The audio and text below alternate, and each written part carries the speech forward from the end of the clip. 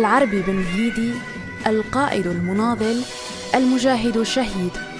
تعود ذكرى استشهاده بكثير من الرمزية التاريخية الباقية ما بقي الوجود. بن مهيدي واحد ممن خلدته أعظم ثورة في تاريخ البشرية، ثورة كان له فيها اليد الطولى ومحركها الأساسي، ولا أدل على ذلك مقولته الشهيرة: ارموا بالثورة إلى الشارع يحتضنها الشعب. بن مهيدي ورفاقه رموا بالثورة إلى شعب كان تواقاً للحرية، تواقاً لرفرفة علم الاستقلال، فاحتضن ذاك الشعب الثورة بها وبما فيها.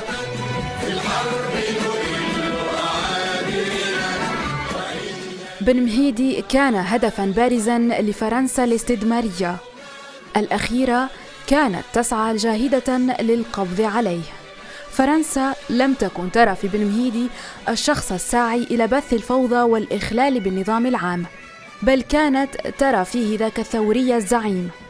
لذا كان يوم اعتقاله نهاية شهر فبراير سنة 57 وألف يوما بارزا للضباط الاستعماريين آنذاك، ضباط قتلوه تحت التعذيب وقالوا فيه أقوالا بقيت تخلده إلى الآن.